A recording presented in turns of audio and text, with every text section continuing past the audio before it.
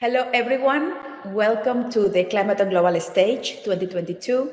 This year, we are tuning live from Egypt, and we are starting the day. This is our fourth day of the Week of Action organized by Climate-KIC. This is our yearly campaign towards COP and towards raising awareness about the actions that need to be taken from all parts of society to achieve a net zero world. This morning, I am pleased to just introduce you to the moderator and to the panel discussion that will be taking place with organizers from representing almost all countries from Africa, from Latin America, Europe, and Asia. So, Bjarke, are you backstage? Can you join us?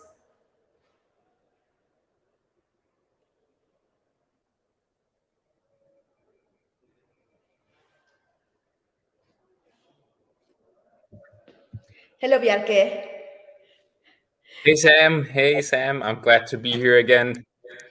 Welcome again to the Climate on Global Stage. This is your space right now to connect with the local organizers, the climate makers from different parts of the world. That actually we have a very exciting panel discussion and topic about citizen engagement. How do you feel today? How is the Week of Action and Climate on Global Stage feeling all the way to Denmark? I'm feeling great today. And yesterday, I spent actually quite a lot of time on Instagram. I don't do that often, believe it or not. But I did spend a lot of time actually looking at all the stories from the different climathons, people working through the night on their great ideas and just seeing the excitement. And I think, again, that is really what Climathon is. It's this excitement of being together, solving some of the most complex challenges that we do have and we do face as humans. So I'm just feeling great, and can we keep this going for another week? I think that our Climathon organizers from all over the world, the participants, they are already pretty tired, and I think that they have achieved great results. We have been connecting with Climathon makers from Peru, from Mexico, from Estonia. So I think that what I'm looking most forward to is to see the ideas and to see what people has come up with and tackling very particular challenges that they feel in their cities, that locally, the places where they live. But right now, this morning, we have a very, very interesting panel discussion, Climate on Talk, with three of our most amazing Climathon makers. And I will pass over to you to introduce them and to lead the discussion about citizen engagement. Thank you, Sam, and thank you so much. And we'll be seeing you later. So thank you again. And welcome everyone to this session. So as you can see, the topic of this session is how to inspire citizen participation to co-create climate solutions. And this is really all what Climathon is all about, is really the citizen participation. And I think we all heard the stats that by 2050, more than 70% of the world's population will be living in cities. That's a lot of people. We've seen people, citizens, taking to the streets to demand change, system change. And we also seen that a lot of these citizen-led initiatives are actually gaining a lot of popularity, which is something that have really changed throughout, like, maybe the last 5 to 7 years. So I think this is a really interesting topic. And with me today, I have three very inspiring people, from Climathon. They are all Climathon organizers. We have Katarina Hansi from Cleantech Estonia, who is the Climathon organizer in Tallinn. Then we have Waldo Soto from the organization 2011, and he's one of the Climathon organizers in Colombia. And then last but not least, we have Carla Momar from Scale Solutions. She's also the founder of Scale Solutions, and she is from PASIC in the Philippines, Climathon PASIC. So it's great to see all of you. Thank you so much for being here. Maybe as the first question, I just want to ask you, Katerina. So again, we are talking about citizen participation here. But I mean, why do we need citizens? Why can't the city and businesses, companies just do it by themselves? Why do they need to involve a lot of different people, get even more ideas? What's your take on this? Thank you very much, Yarkin. It's very great to be here and have the possibility to actually talk with other co-organizers from Climate all over the world. So I think that this is a very important question. And talking about citizens and talking about businesses or cities, all of us are citizens, right? So we have been, I think, the last decades always having solutions coming from top to bottom without having any involvement of the citizens. So others are taking decisions for us without us. And we have seen where this has led regarding the environment and regarding other social issues that we're facing into our cities. So I think the reason that it's very important to have this kind of events as Climathon is to actually start creating and make solutions from bottom up, but also to get the voice heard from the grassroots and involve also the people who are making decisions. They have the authority to make decisions, but there we have them as listeners or those that they will enable the change and will transform the message from the land to the actual authorities to make the changes that needed to be made.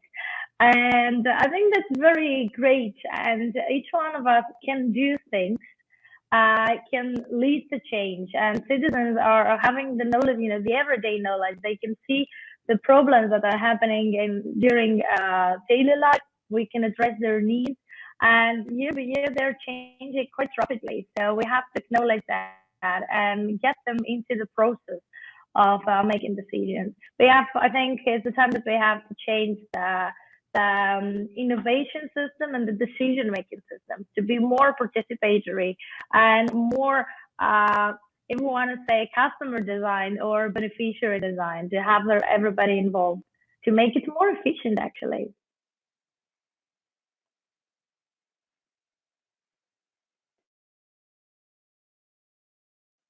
I think, Yarki, you're muted. Yes, I am. Thank you, Katerina. Thank you for that. But I was just saying, I couldn't agree more. I think there's so many ways to involve citizens, like you said, to act as enablers of the change that we want to see. Maybe just touching on that, I want to ask you, Waldo. So now that we kind of established that we do need citizens to come together and participate in coming up with climate solutions. Could you maybe tell me in which ways, maybe a bit more specific, do you see this happening? How could this happen? Thank you, Jark. I'm also really happy to be here with you all. I'm quite hopeful after seeing all what happened this week, all the climatons happening around the world.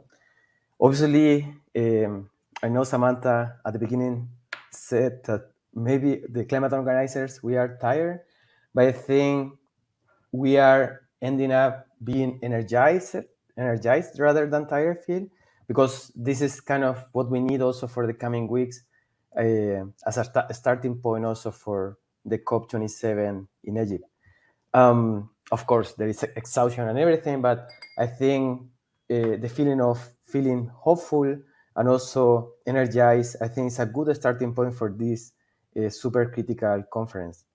And regarding your question on how to enable citizen participation around climate action, I would say based on concrete examples also. I would say taking the examples of the climate action camps we are running. The climate action camps are like climathons, but happening in 5 days for the same like age range than the young climathons, but longer. And in these camps, we have learned so far, implementing them in Germany and also in Chile, that really to engage younger citizens, I think it's important to touch the issues they have around them. Because sometimes, and this is the issue of narrative around climate change, or climate action actually, that it seems too abstract sometimes, and that's kind of a challenge. But also, it just communicates fear.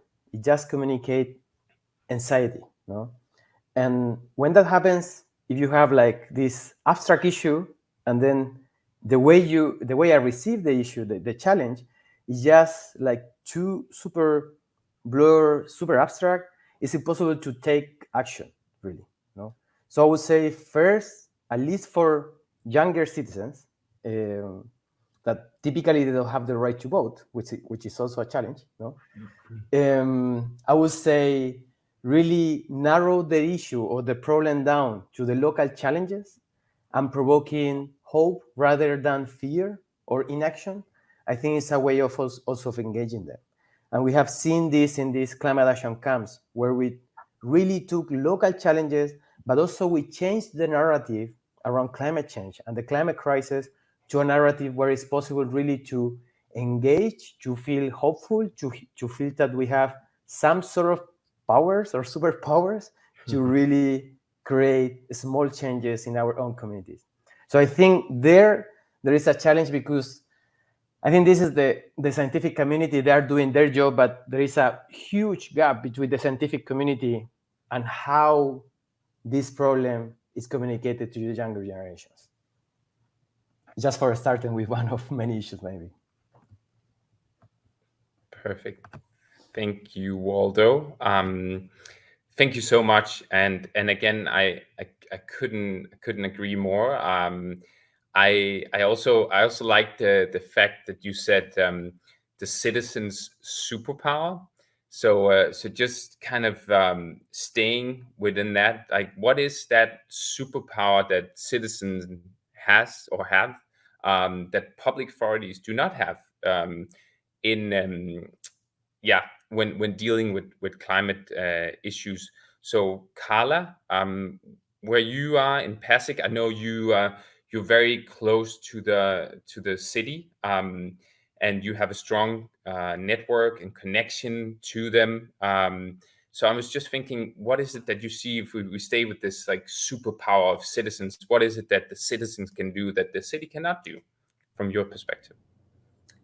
Thank you, Bjarke. And first, I'm really glad to be part of this panel. And I think when it comes to superpower, probably I'd call it like it's, you know, I think everyone generally has a superpower, but when it comes to the citizens, it's about empowering them, you know, empowering them that they actually can contribute to the solutions, empowering them and believing and trusting them that they can be a part of the solution, and then they're the ones who can actually help sustain it.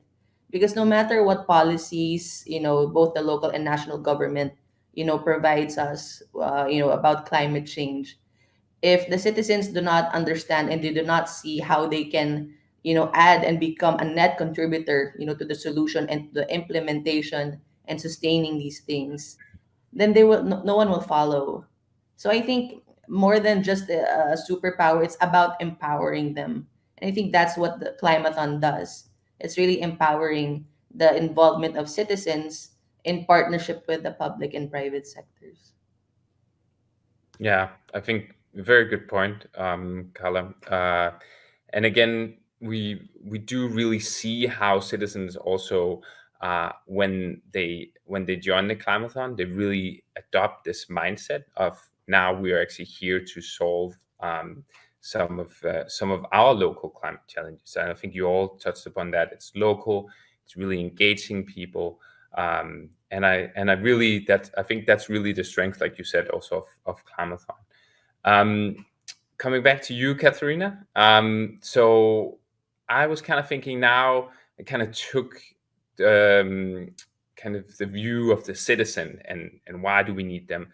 But when we talk about citizen and citizen engagement, I would say if I worked for a city, I would probably think, well, if I have to involve someone in my decision making, coming up with ideas, solutions to some of my challenges, that seems like a lot of work. So how from you, where you see and your experience also from Climathon, how do we make it attractive to city representatives and policy decision makers to actually involve their citizens? So I think we can all agree that we should involve the citizens, but how do we also get the city representatives to see that that's a good idea?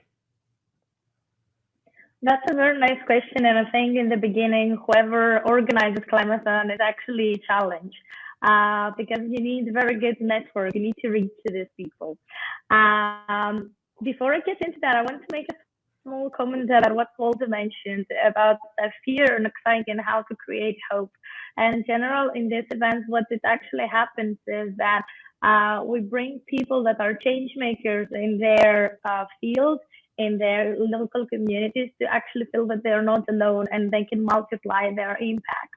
So this work has a very nice argument, let's say, that we can present to the cities that, hey, come to see what is actually happening in your local community. What are your people are doing, and those that you do not cooperate with, those that you do not partner, because of course we cannot have like every organization and every citizen involved in everything. So this is very nice for them to actually reduce the distance between the front line and in the grassroots, and also the cities, how to get them to see that impact.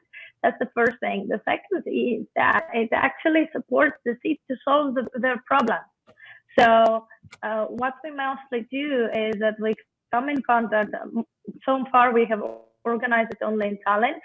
We come in contact with the city government, their environmental office, and now as Tallinn is nominated as the Green Capital for 2023, they have a specific office focused on that. So get in contact with these people and let them co-create a challenge that they see and that they would like to solve. And this is a very good opportunity for both sides. So from the city to actually solve the problems that they see, and also for the citizens to take part in that. So this works very well. And as you mentioned, I'm working in Climate-KIC Estonia, so we're having a lot of innovation that it's actually cities have throughout the years implemented from our portfolio companies, because they're solving issues that are here. So they see it as an opportunity that they spend mostly zero resources besides their presence in that and preparation for the challenge. And then they have a more supportive role and very good results in solving the problems that they already face. So I think that is a great way to engage them in, to see the results as well. And Climathon is a very global initiative, so they can see it from all over the world how well it works. So they can have the credibility that, okay, let's do that. Let's get ourselves involved in it. Thank you, Katharina. I think what you said, like, let's do that. I think that's actually a really good sentence. Also, that's the feeling I have as well, that a lot of the city representatives, they're actually left with that feeling that if they didn't have it before the Climathon, they actually have it after the Climathon, to say there's so many things that we can do actually. So I think it's positive also, like Waldo, you said, like about this really positive communication. I think it's very much about like this like positive attitude of everyone that kind of develops through the Climathon. But one thing is also the people that go to Climathon, and one could argue that people who go to Climathon are maybe some of the people that you would also normally see take to the streets or be very engaged in other initiatives. So how do we actually talk about this, like citizen participation, so more people actually care about it? Like, how do we get that message out there, not just to the people in the Climathon, but also the people maybe who could be Climathon, the next participants of Climathon, or could just benefit from knowing what's happening in the Climathon. And Waldo, I was kind of thinking if you had an insight from your work in both in Climathon, but also the other project that you mentioned. Yeah, that's a good question, because it's a question around how we generate really this kind of tipping point we need, no? And certainly just with the participants of the Climathons, it's not possible, no? We need a critical mass of people igniting change, so we can really generate this kind of global change to reach this tipping point and approaching to a better future. I would say one super powerful tool we have as citizens are social movements. No, we have seen in social media. If you didn't check already, please check later. There are funny memes around what we can do to reach this 1.5 Celsius degree, where the trend is just like hiking up, and the policy decisions are really taking us to 3 degrees after the end of the century, and the agreements and the kind of willing to act, the willing to action today of the government is really should take us to a lower kind of temperature. But there are a lot of memes around this, how to reach this gap in a way, and many of them say just through rebellion, no, just through citizens' disobedience, as the last climate change, UN secretary said after leaving the seat. She said one of the most powerful tools we have as citizens is citizens' organization, social movements, citizen rebellion, or citizens' disobedience. No? And I would say this is a powerful tool to act together, that we have to validate more in kind of policy-making circles, company circles, and also social enterprises circles. Because we see sometimes ourselves as the only ones that can kind of achieve change. But at least on the experience of Chile, and the same, I think, is for many countries, the biggest changes we have seen the last century and a half actually, were due to social movements, where do citizens engaging with a critical mass of the portion of the population, and through that we achieve social rights and ecological rights that have us all today in a better position. So I think really validating that tool and sometimes using them more and giving them a space also to participate in our circles, I think can be really something can give us more power, and not just a few already engaged citizens like taking action. Yeah, good. Thank you for that answer. So I think just again staying kind of in the same area. I'm kind of thinking also, Carla, I wanted to ask you, because I also know that you've had quite some experience with this is like Climathon now through a couple of years. So how do we move? Because we're talking about the citizen participation, and now we just heard from Waldo, like what do we actually need to do to grow this movement. But I also think like just from the Climathon and from the citizen participation, how do we actually sustain and make sure that there is a long-term impact? So I think all of us are kind of looking for this like long-term impact. So we don't just, I think it's great that people come together and we meet each other, we can network, we can raise awareness, but there's also this need to then follow up and make sure that things are happening afterwards. Like, how do you do that with the climathons that you run and in PASIC? All right, thanks, Bjarg. I think first is, it's more than an event. When we first pitched, Climathon to Pasig City, even when we communicated with the participants, this is not an event. And Biarca, you know this, that the main goal is to implement the winning solutions, like a pilot program in the city. And that's what the city government officials are very interested in. And since we started, we've been doing that, not just implementing pilot, but actually scaling it to other parts of the city and even other cities, interested in the solutions. Sustaining it is not a walk in the park. It takes a lot of work and commitment. For us organizers, at scale, we have like a team of volunteers and partners who we've spoken to from the very beginning that Climathon is just a jumping point, it's a kickoff to ensure that climate action is actually done and sustained. Educating, the city and really sharing it with other Filipinos. This is our platform. It's a start. It doesn't start and end here.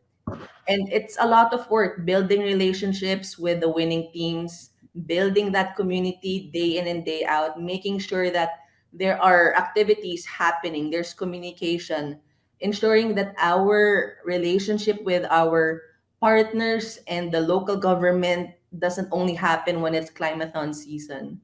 For us, like this, we start preparing January.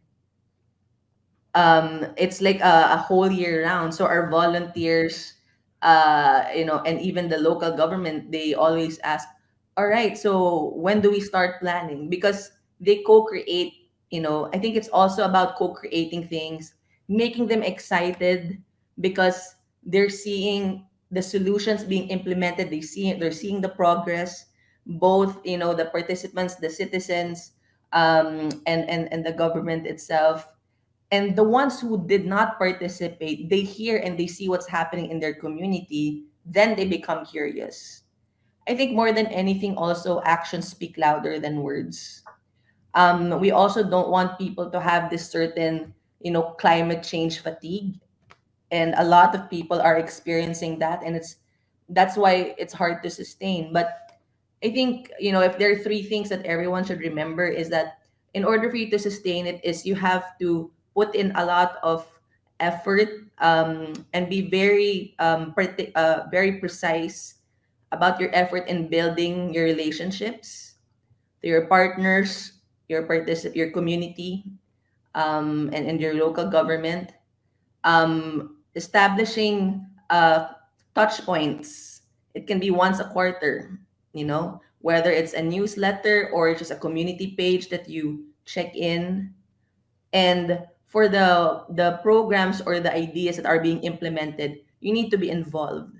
So like for us as an organizer, we don't just organize the event, we incubate them.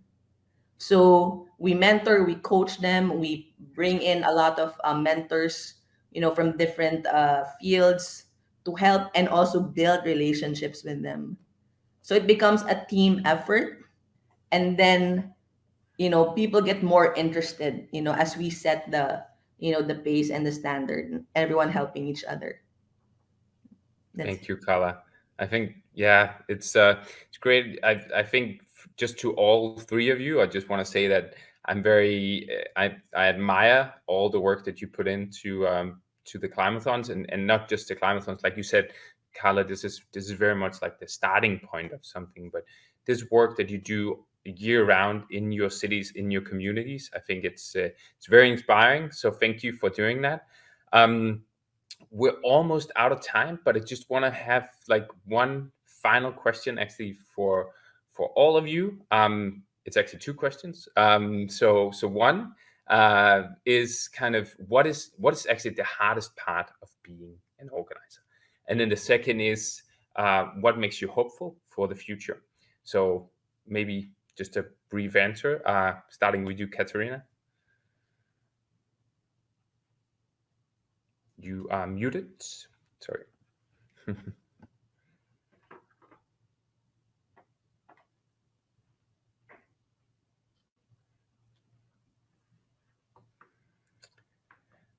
Otherwise, maybe while Katerina is just putting her mic on, Waldo, Yeah. we go with you. Yeah, sure. It's okay, Katerina, if I jump in? Yeah. Okay.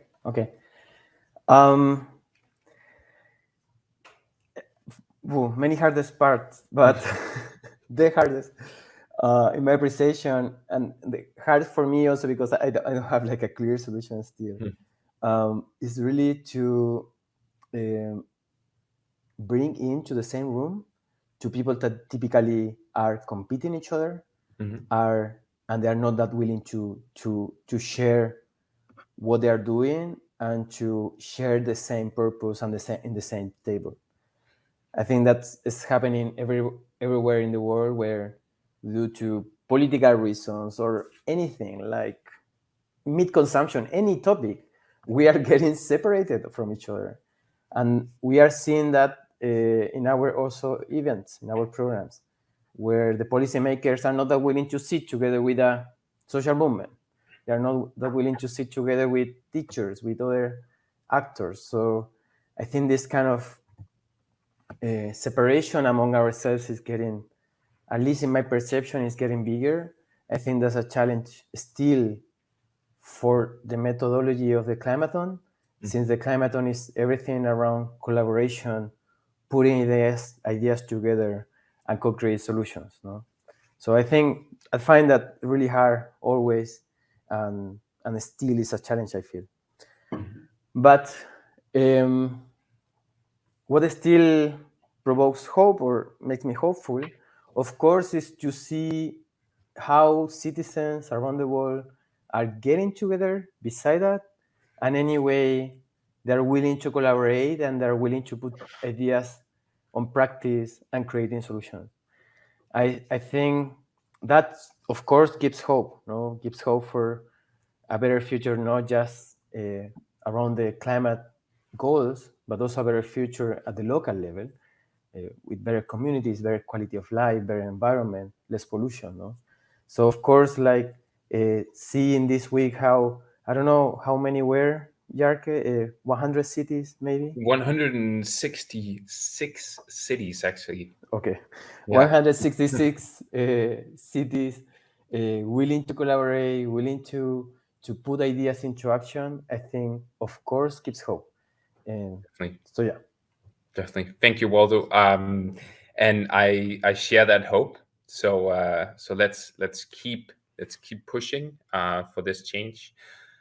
Maybe just Carla, the same question. What's the hardest part, and what makes you hopeful? I've been thinking about the hardest part since you asked that question.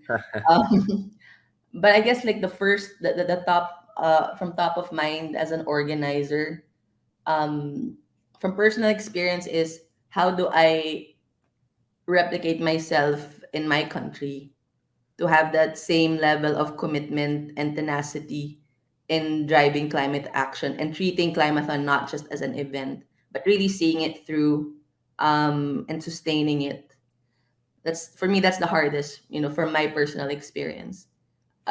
Second is, I am hopeful that every year, like locally, I see people as young as 12, 13, and people who are as old as like 60, 65, collaborating and designing solutions together. It just blows my mind. And whenever I see more organizers, in Climathon joining in, it makes me hopeful that, you know, things can still change. That it's not too late.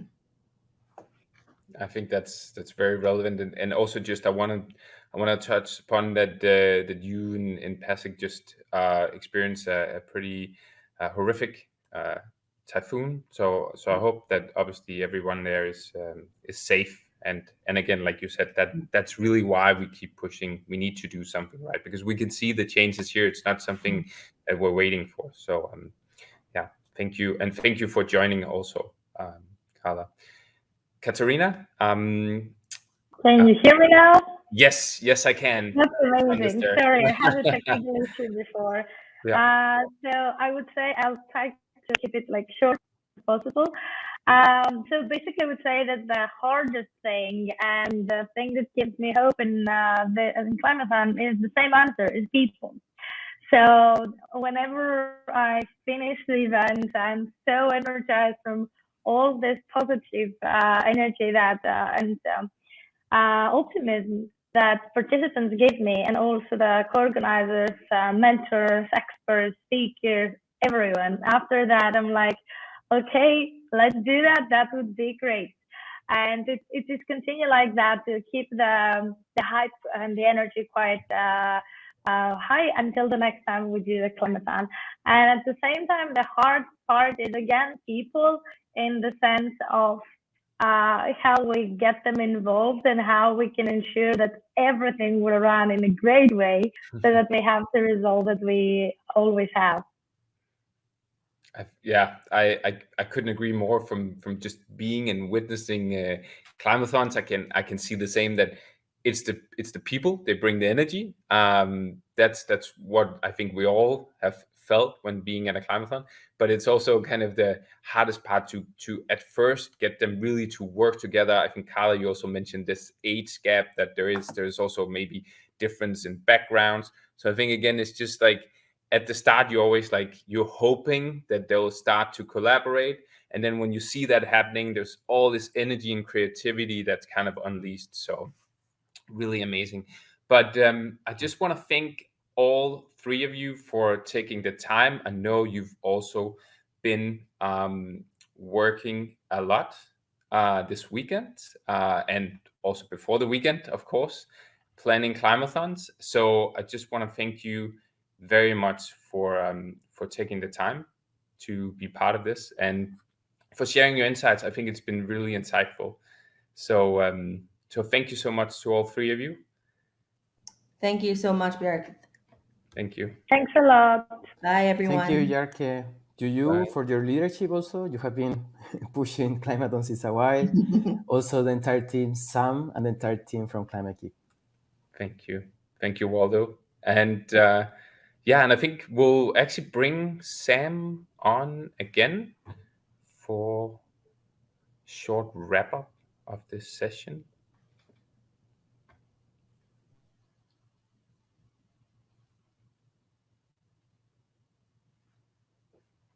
So Sam, are you there? Can you hear me? Yeah, Biake. Yes. Here backstage, listening to the lively conversation, all the different perspectives, and really valuable insights from these amazing organizers who have been with us in this Climate-KIC journey for a while, and they have been really expanding in different ways. You know, Carla deepening the impact of Climate-KIC in Pasig.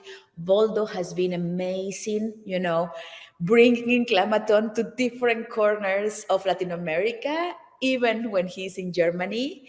And you know, Katerina, organizing this amazing Climate-KIC this year, and in previous years, Clean Tech for Estonia, has been a solid and a strong partner of Climate-KIC for many years, running also Climate Accelerator, Climate Launchpad. So thank you to these amazing change makers and really ambassadors of climate action. And well, I mean, I'm still really just excited to have the ideas that have come up from the climatons they organize and all the 100 and many more climatons this year. What was the thing that you learned today during this discussion? Like, what inspires you to make citizen participation happen through Climate-KIC? Yeah, I think good question. I agree with you. I think just kind of hearing all these insights, it's almost like I feel like I should know what they're actually saying, that's what I think it is. But when I hear what they're saying and the passion that you can see that they bring, it's just changed. I think that's what I learned or relearned, because I learn it every year when I work with the Climate-KIC organizers. But it's really that, this passion that they bring, and they can really see how they can take this Climate-KIC concept and apply it locally. And like we talked about, really the importance of having citizens, growing also the network of the citizens that you have, and having them collaborate with the city authorities. I think it's really so it makes me really happy to, and also hopeful for the future, to see that there are people like Carla, like Waldo and Katerina, actually pushing for the change locally all around. So I think that's what I learned, or I knew it to some extent already. But again, it's always good to be reminded that there are people out there actually trying to do to create this change. And I think, just in the words of Waldo, let's stay hopeful. Let's have a positive debate also about what's happening, because there are actually people out there doing something. They're not just waiting for governments to sign declarations, but they're actually taking matters into their own hands. Yeah, exactly. There is a lot each of us can do to take climate action. I mean, for instance, there is a large group of youth and different people attending this year the COP27 conference, the United Nations Climate Change Conference, happening here in Egypt just in a week from now, where once again every year member states, countries from all over the world will come together and try to reach a better climate agreement. We are really hopeful that this climate COP27 talks will bring us further to a 1.5 degree world. We cannot accept at 3 degrees. It's not livable. It's not a prosperous society, and it's not the prosperous future we want for our children. So I would like to end up this session having your take on how would you describe a just and climate resilience future? I think I would describe it as a future where we become much more aware of how we can live our lives without destroying the planet, basically. So I think it's just more about, I think it's just to stay in the words of Climathon, it's basically that we become much more aware of what's going on, especially locally. I think it's so important. So really understanding, okay, what's going on locally, and how can I do? What can I do to create the change locally? Also, that we gain new skills in terms of understanding. And I think here Climate-KIC, EIT Climate-KIC, is actually one of the organizations pushing this system change mindset, that we actually don't look at problems as isolated problems, but we actually see them in a bigger context. And especially when you talk about cities are just these complex systems that are made up of a lot of different parts, and you have to look at them all in connection to really see how to solve some of the problems.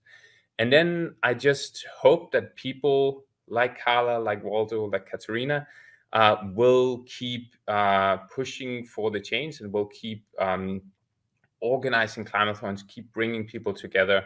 I think that's it. And then a future where we can all live and live the lives that we basically want. I think that's also actually a big part of you see what we see happening in the world today is actually that there are still some parts of the world where people cannot be as free as they want.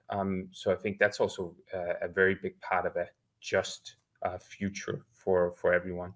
And yeah, I think ending on Bianca, that this note. is very much connecting to the conversations, the talks that we had yesterday with the African youth leaders that are going to COP and are going to be there to have their voices heard, not just as youth, but as holder of solutions. They come with very, very concrete solutions, projects, and organizations that are moving a lot of people in Africa. As you know, this year COP27 is an African COP, so we are putting a special lens on the issue of the climate, of the climate crisis in this country. And of course, we cannot forget about events like the ones that we just saw happening in the Philippines. I mean, it's all connected and we all have a part to take. But for today, we are actually going to continue showcasing action on the ground. We are going to continue today connecting with climate makers from different parts of the world and listening to their stories, looking at what is happening backstage in the Climaton. And we are going to continue lending this platform to the African youth voices that are with us here in Alexandra at the library where the Climate Global Stage is hosted this year. And so please stay tuned in the platforms in Instagram, Facebook, LinkedIn, and YouTube. We are having all these talks recorded so you can watch them later. And in the meanwhile, thank you so much, Bjarke, for leading this panel discussion, and I will be talking to you later. Thank you, Sam. It's my pleasure.